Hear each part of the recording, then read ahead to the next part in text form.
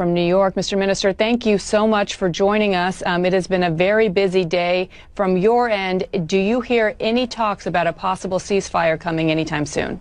I am convinced the tide is turning.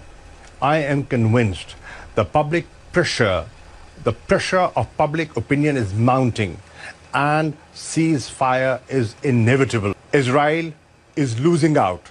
They're losing the media war despite their connections. They are losing the media war. The tide is turning. What are their connections? Deep pockets. What does that mean? Well, they're very influential people. I mean, they control media. I would call that an anti-Semitic remark. Well, you see, the point is they have a lot of influence and they get a lot of coverage. Now, what has balanced that is the citizen journalist who has been reporting, sharing video clips, and that has jolted people. And that has woken up people. And people who were sitting on the fence are today speaking up. Do you see how in different capitals of the world, in London, in Madrid, in Michigan, Chicago, every place, from Sydney to the European capitals, people have come out and saying, put an end to this insanity. They're calling for an immediate ceasefire. Now, the Security Council has failed in forging a joint statement and coming out with a joint statement and forging a consensus. The General Assembly today is giving a clear message to the Security Council. It is your prime responsibility to ensure peace and security. Please live up to the UN Charter.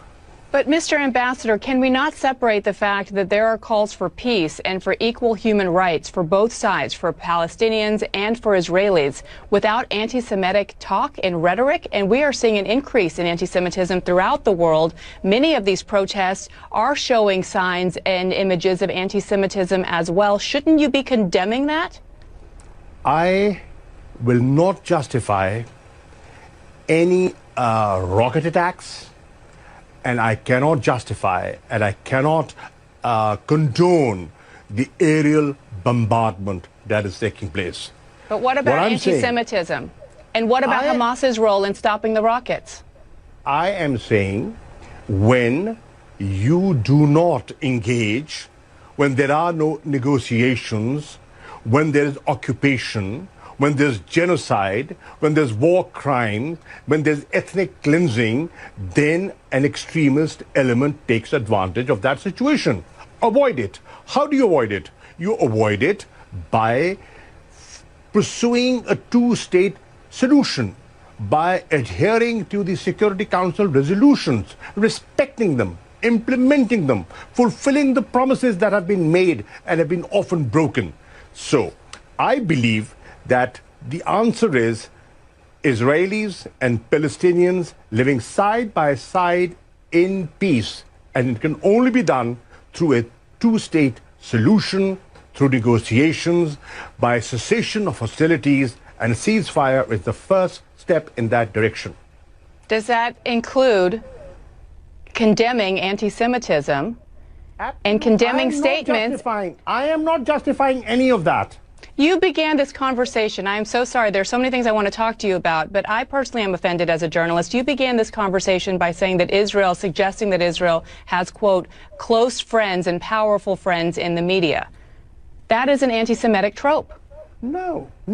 What I'm saying is the perception.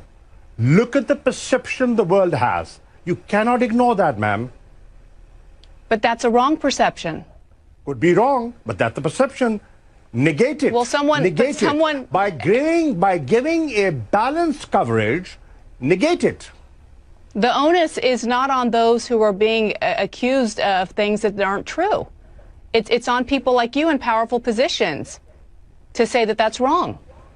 Well, what we are saying, what is wrong, and I'm not shying away from that. What I'm saying is this insanity must come to an end.